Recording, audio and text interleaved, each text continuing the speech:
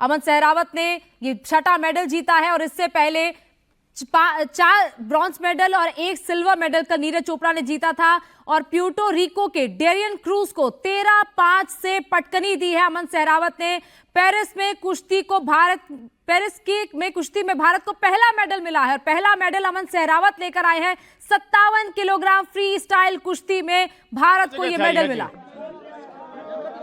पूरा संघर्ष कर रहा था, इतनी मेहनत करी है, दिन रात लड़का ने 10-12 घंटा रोज की मेहनत करी है जी, ये मेडल आया है जी।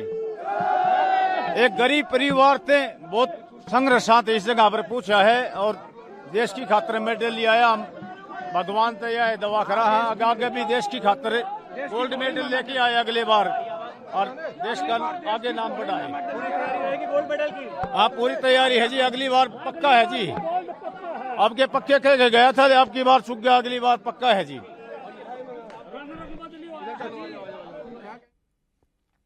बताओ था आज तो यो कदे खाली हाथ तो आया ना है, खाली हाथ तो आया ना है भाइयों, हमेशा जीत के आया है। काल कमा था आदमी का या बात आगे भी वो खाली हाथ नहीं आवा कितना जागा 2 मिनट फर्स्ट स्टार्ट होया पाछना डट्टा यो।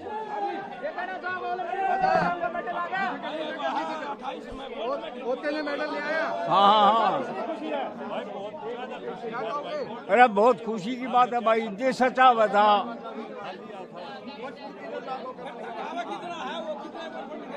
हाँ, अरे बहुत खुशी की बात है भाई।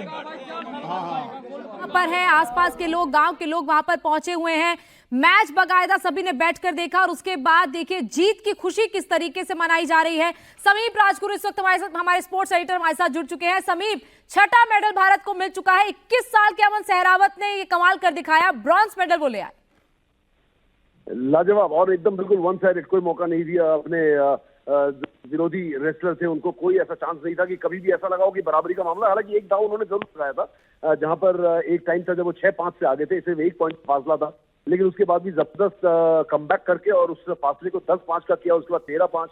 और ये अगर देखो, अगर बात करें तो 5वां ब्रॉन्ज मेडल है और यहाँ पर 5 और ब्रॉन्ज मेडल्स हो सकते थे। हमारे इस समय 15 मेडल्स हो सकते थे, लेकिन फिलहाल हम 6 में। लेकिन खुशी की बात यह है कि जो फेवरेट था इस बार वो हाथ से नहीं गया। सबसे अच्छी बात यह है कि हर बार ये होता था कि हम ये जीतेंगे, हमारा ब्रॉन्ज है या हमारा सिल्वर पक्का है, और तो आके आखिरी मौके पर हम चूक रहे थे। लेकिन इस बार यहाँ पर जो अमन ने जो रेसलिंग जो बाउट लड़ी है उसमें उन्होंने कहीं मौका नहीं दिया। जो फेवरेट का टैग होता है उस पर वो खड़े उतरे हैं और सबकी उम्मीदों पर खड़े उतरे हैं। कई बार होता है कि गलत आपको साबित करना होता है दूसरों को, लेकिन कई बार सही साबित करना होता है और अमन ने सबकी उम्मीदों पर बिल्कुल अपने आप को सही साबित किया और खड़े उतरे और ये ब्रॉन्ज लिया और एक शानदार अंदाज से ब्रॉन्ज लिया। सबसे बड़ी बात है 21 साल का पहलवान और एक बड़ा फ्यूचर, और इंडिया के लिए एक बहुत बढ़िया और एक बहुत अच्छी खबर। लगातार पिछले 2-3 दिन से जो खराब खबरें चल रही थी, पहले हॉकी ने उसको खत्म किया, फिर नीरज चोपड़ा ने, और अब अमन सहरावत ने। कल एक और बाउट है रितिका की, अब देखते हैं वो क्या कमाल करती है। क्वालिफिकेशन है और अमन के इस ब्रॉन्ज के बाद कम से कम रेसलिंग के जो कुश्ती के जो खेमे में जो थोड़ी बहुत खलबली मची हुई है या थोड़ा बहुत जो एक निराशा सी छाई हुई है विनेश की वजह से, वो जो है थोड़ी सी खुशी फील होगी और एक अच्छा माहौल यहाँ पर बनता हुआ नजर आ रहा है। और एक बहुत ही बड़ी बात है, 21 साल के पहली बार ओलंपिक खेलते हुए यहाँ पर अमन का ब्रॉन्ज मेडल लेना बहुत ही खुशी की बात है और बहुत बड़ी बात भी है साथ में। समीप, जब सेमीफाइनल का मैच हुआ था तब वन साइडेड जापान के रेसलर जीत गए थे, तब कहीं ना कहीं अमन बिल्कुल टूट गए थे, लेकिन हालांकि उम्मीद उन्होंने बनाए रखी थी कि कहीं ना कहीं ये ब्रॉन्ज मेडल वो लेकर ही आएंगे और आज वो वन साइडेड मैच अमन के पक्ष में आया। बिल्कुल नहीं, वो भले हिगुची के खिलाफ वो हार गए थे और 10-0 टेक्निकल नॉकआउट ये सारी चीजें हुई थी, लेकिन एक बात है कि ये मानसिक तौर पे बिल्कुल हारे नहीं थे और पूरी तरीके से तैयार थे इस बाउट के लिए, ब्रॉन्ज के लिए। और एक सबक भी था कि बड़े रेसलर्स किस तरीके से यहाँ पर खेलते हैं। देखिए, वर्ल्ड चैंपियनशिप मेडल है अमन सहरावत के पास और अच्छे रेसलर हैं, टॉल हैं, और जितनी लंबी बाउट होती है उतने वो खतरनाक होते जाते हैं। उन्हें बहुत बड़ा सबक मिला है कि आज हिगुची है तो कल अमन होंगे। तो वो एक ओलंपिक्स में या फिर वर्ल्ड चैंपियनशिप्स में आप अपने से बड़े धुरंधरों से यहाँ पर मुलाकात करते हैं। आप अगर घर पे खेलते रहेंगे तो ऐसे धुरंधर आपको मिलेंगे नहीं, और ऐसे लेवल पे आके। बिल्कुल समीप, मैं आपके पास लौटूंगी। योगेश्वर दत्त हमारे साथ जुड़ चुके हैं जो खुद ओलंपिक मेडलिस्ट रह चुके हैं। योगेश्वर, जिस तरीके से अमन ने ये पटकनी दी है और ये वन साइडेड मैच अपने नाम किया है, सबसे पहले तो क्या कहेंगे कि जो कुश्ती में एक सूखा पड़ा हुआ था, फिलहाल इस बार के ओलंपिक्स में वो सूखा अमन ने खत्म कर दिया है। सभी को नमस्कार और बहुत बहुत शुभकामनाएं पूरे देशवासियों को। कुश्ती में लगातार 5वीं ओलंपिक में हमें मेडल मिला है और एक मेडल पहले भी हम फाइनल में पहुंच चुके थे, पर वो किसी कारणवश से किस्मत में नहीं था। जो मेडल गले में आके वो जो हमसे दूर गया, ये तो गोल्ड या सिल्वर होता। पर आज जो अमन ने जो कुश्ती लड़ी है ब्रॉन्ज मैच की, वो बहुत ही अच्छी थी और बिल्कुल युवा है, नया बच्चा है और इस तरीके से पहले ही मतलब सीनियर के बहुत कम टूर्नामेंट इसने खेले हैं और इतने बड़े ओलंपिक गेम्स में जाके ब्रॉन्ज मेडल जीतना बहुत बड़ी बात है। ये हमारे लिए भी खुशी की बात है कि इतने जूनियर पहलवान ने जो मेडल जीता है और लंबा कैरियर है और पूरे देशवासियों को आज ओलंपिक मतलब खत्म होने के बाद कुश्ती से मेडल मिला और लगातार 5वीं ओलंपिक में हमें मेडल दिलाने का काम अमन के रूप में हुआ। कुश्ती से मेडल मिला तो बहुत बहुत शुभकामनाएं और कमाल की आज कुछ बाउट ब्रॉन्ज मेडल की अमन ने लड़ी है। तो मैं यही कहूंगा कि इसका भविष्य बड़ा उज्जवल है और आने वाले समय अमन का है और भारतीय कुश्ती का है। योगेश्वर, क्योंकि लगातार विनेश को लेकर भी बात कही जा रही है कि विनेश के पक्ष में भी शायद फैसला आ जाए, जो सुनवाई है वो पूरी हो चुकी है। ऐसे में विनेश फाइनल में पहुंच गई थी, लेकिन फाइनल में सिर्फ 100 ग्राम वजन के कारण वो रह गई। हालांकि उस पर अब फैसला आने वाला है, लेकिन जिस तरीके से अमन ने आज परफॉर्म किया है, क्या कहेंगे उनकी परफॉर्मेंस पर? क्योंकि अमन सेमीफाइनल में हार गए थे, लेकिन अब ब्रॉन्ज मेडल जो है वो उन्होंने अपने नाम कर लिया। अमन ने तो आज कुश्ती लड़ी है, बहुत ही बेहतरीन कुश्ती लड़ी है और अमन ने कल भी एक वर्ल्ड चैंपियन जो पहलवान था जिसमें 2023 में भी अमन उससे कुश्ती आ रहा था और कल उसको टेक्निकल फाल उसको आ रहा था, पर सेमीफाइनल में अमन उस तरीके से कुश्ती नहीं लड़ पाया जापानी पहलवान के साथ। पर अमन की यहाँ पे ओवरऑल परफॉर्मेंस देखो तो बड़ी अच्छी और बेहतरीन रही है और लास्ट में आके उसने हिंदुस्तान को मेडल दिलाया है। हमारी मेडल की संख्या 5 की इच्छा हुई है और अमन की जितनी तारीफ की जाए वो कम है, क्योंकि बच्चा है और इतने बड़े प्लेटफॉर्म पे जाके दबाव भी बहुत रहता है। सभी का दबाव था कुश्ती में, कुछ घटनाएं काफी पिछले कुछ समय से बुरी घटनाएं कुश्ती में घटी हैं और ओलंपिक में पहुंचने के बाद भी कुश्ती को एक गहरा धक्का लगा था भारतीय कुश्ती को और पूरे हिंदुस्तान को। और अमन उन सबसे निकल के बिना दबाव के अमन खेला है और अमन ने मेडल जीता। तो अमन के तारीफ में बस यही बोलेंगे कि अमन हमारा चैंपियन और आने वाले दौर का भी बहुत बड़ा चैंपियन है। योगेश्वर, क्योंकि आप खुद 2012 के ओलंपिक्स में ब्रॉन्ज मेडल जीत चुके हैं, क्या उस वक्त प्रेशर रहता है एक रेसलर के दिमाग में, खासतौर पर जब वो सेमीफाइनल से हार जाता है और उसके बाद जब उसके सामने ब्रॉन्ज मेडल का ही ऑप्शन रहता है, क्या प्रेशर रहता है? और अमन के दिमाग में भी क्या वो प्रेशर रहा होगा इस वक्त? देखिए बिल्कुल, और जितने भी खिलाड़ी हमारे हिंदुस्तान के गए हैं सभी के ऊपर एक बड़ा प्रेशर रहता है, क्योंकि ओलंपिक प्रेशर हर खिलाड़ी के ऊपर रहता है, एक हमारे हिंदुस्तान की बात नहीं है। पर हम पे ज्यादा और इसलिए रहता है कि मेडल कमाते हैं, 140 करोड़ की देशवासी चाहते हैं कि वे सभी मेडल जीत के आए और ये पॉसिबल नहीं है। पर हमारे खिलाड़ी अपनी तरफ से जी जान लगा के मेहनत करते हैं, कोशिश करते हैं, मेडल तक पहुंचते हैं और फिर उसके सेमीफाइनल आने के बाद ये रहता है कि अब एक ही मौका है, बस ब्रॉन्ज का लास्ट मौका है। इसमें 1 करोड़ मरे वाली स्थिति होती है।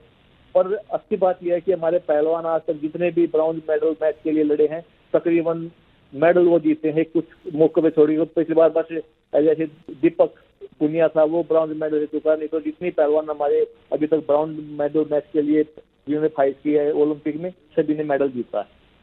योगेश्वर, एक रिएक्शन में आपसे विनेश पर भी लेना चाहूंगी, क्योंकि विनेश पर भी सुनवाई पूरी हो चुकी है और फैसला इस वक्त रिजर्व्ड है। अब फैसला या तो आज रात में या फिर कल सुबह तक आ सकता है, क्या उम्मीद आप जता रहे हैं? देखिए हम तो चाहते हैं कि एक मेडल और हिंदुस्तान के खाते में जुड़े, पर इनका मतलब कोर्ट का क्या डिसीजन आता है उसके बारे में मैं नहीं कमेंट कर सकता। पर जो रूल है जिस कारण से डिस्क्वालीफाई किया गया है, उससे पहले भी बहुत पहलवान ये इस तरीके से क्वालिफाई हो चुके हैं और हिंदुस्तान के नहीं विदेशी पहलवान भी वेट की वजह से, ज्यादा वेट होने की वजह से आयोग करार दिए गए हैं। ये यूडब्ल्यूडब्ल्यू का अपना रूल है और ये सभी के लिए लागू होता है। पर कोर्ट में ये केस गया है और हम उम्मीद करते हैं कि कुछ अच्छा उससे निकल के तो हिंदुस्तान के खाते में एक बार हो जुड़े। बिल्कुल, बहुत बहुत शुक्रिया योगेश्वर हमसे जुड़ने के लिए। तो लगातार जिस तरीके से योगेश्वर भी बता रहे थे कि प्रेशर जरूर रहता है, क्योंकि खिलाड़ियों के कंधे पर यह भार रहता है कि मेडल लेकर ही आना है। और आज अमन के सामने भी कहीं वैसी सिचुएशन ही थी, करो या मरो जैसी सिचुएशन थी, क्योंकि ब्रॉन्ज के बाद अब और कुछ नहीं मिलता और यही वजह है कि अमन ने अपना बेस्ट दिया, ब्रॉन्ज मेडल लेकर आए। वहीं अमन के पापा क्या कह रहे हैं इस पूरी जीत पर, आपको सुनाते हैं। मुबारक हो तमाम देश को, बहुत बढ़िया कर दिया जी, बेटा ने देश का नाम रोशन कराया है जी। देश के लिए मेडल लेके आया है। भगवान मेहनत करनी पड़ी सर पूरे परिवार को इसके लिए। बहुत मेहनत करी है जी, बहुत 11 साल से दिन रात संघर्ष किया है जब ये जगह थे आई है जी। पूरा संघर्ष कर रहा था, इतनी मेहनत करी है दिन रात। लड़का ने 10-12 घंटा रोज की मेहनत करी है जी जब ये मेडल आया है जी। एक गरीब परिवार थे, बहुत संघर्ष साथ इस जगह पर पूछा है और देश की खातिर मेडल ले आया। हम भगवान तो यह दवा करा है आगे भी देश की खातिर गोल्ड मेडल लेके आए अगले बार और देश का आगे नाम बढ़ाए। पूरी तैयारी रहेगी गोल्ड मेडल की। हाँ पूरी तैयारी है जी, अगली बार पक्का है जी। अब के पक्के कह गया था, अब की बार चुक गया, अगली बार पक्का है जी। तो अमन सहरावत जिस तरीके से ब्रॉन्ज मेडल लेकर आए, उनके परिवार का रिएक्शन आपने देखा। उनके पिता कह रहे हैं कि अगली बार गोल्ड मेडल ही लेकर आएगा। एक गरीब परिवार का बच्चा 10 से 12 घंटे हर रोज मेहनत करता है, प्रैक्टिस करता है और वो प्रैक्टिस का ही नतीजा है कि अमन सहरावत आज ब्रॉन्ज मेडल लेकर आए हैं। 21 साल का एक लड़का, सोचिए, जो पहली बार इस तरीके से ओलंपिक्स में हिस्सा ले रहा है और वो 57 किलोग्राम फ्री स्टाइल रेसलिंग में ब्रॉन्ज मेडल लेकर आता है, देश का नाम रोशन करता है और परिवार के लोगों की, गांव के लोगों की, पूरे हिंदुस्तान की दुआएं उसके साथ थी। हर किसी की नजर इस वक्त टेलीविजन स्क्रीन पर थी कि अमन सहरावत अब ब्रॉन्ज मेडल लेकर ही आए और अमन ने सबका सपना साकार किया है। अमन सबकी उम्मीदों पर खरा उतरा है। सबको सेलिब्रेट करने का एक और मौका अमन ने दिया है, क्योंकि कल जिस तरीके से हॉकी टीम ने ब्रॉन्ज मेडल जीता, उसके बाद नीरज चोपड़ा ने सिल्वर मेडल जीता और आज अमन सहरावत ने ब्रॉन्ज मेडल जीता है। तो एक के बाद एक लगातार ये मेडल्स आए हैं। हालांकि 1 अगस्त को लास्ट मेडल आया था, उसके बाद 8 अगस्त को मेडल आता है। वो 7 दिन का सूखा जरूर पड़ा था, लेकिन उसके बाद वो सूखा इस तरीके से खत्म हुआ है कि बैक टू बैक 3 मेडल्स आए हैं और इस पे अमन सहरावत का ये मेडल अपने आप में बेहद खास है, क्योंकि इस बार कुश्ती में कोई मेडल अब तक नहीं आया था। विनेश फोगाट जो फाइनल में पहुंच गई थी, लेकिन 100 ग्राम वजन ज्यादा होने के कारण उन्हें डिस्क्वालीफाई कर दिया गया। वो मामला अभी सीएस के सामने चल रहा है, उस पर सुनवाई हो चुकी है, उस पर फैसला भी जल्द आ सकता है। क्या विनेश को भी सिल्वर मेडल मिलेगा या नहीं मिलेगा, यह अभी सवाल बना हुआ है। लेकिन अमन सहरावत ने कुश्ती में कमाल कर दिखाया है। कुश्ती में भारत को ब्रॉन्ज मेडल मिल गया है और पेरिस ओलंपिक में आपको बता दें कि भारत को अब तक 6 मेडल मिल चुके हैं। यह 6ठा मेडल है, जिसमें 5 ब्रॉन्ज और 1 सिल्वर मेडल है जो नीरज चोपड़ा ने कल जैवलिन थ्रो में जीता। तो कुश्ती में किस तरीके से पटकनी अमन सहरावत ने अपने विरोधियों को दी है। सेमीफाइनल में जिस तरीके से अमन हार गए थे, 10-0 से हारे थे, लेकिन उसके बावजूद अमन ने जो कमबैक किया है, जो ब्रॉन्ज मेडल के मैच में अमन ने कमाल कर दिखाया है, वो अपने आप में बेहद खास है कि अमन देश का नाम रोशन करके ब्रॉन्ज मेडल लेकर आए हैं।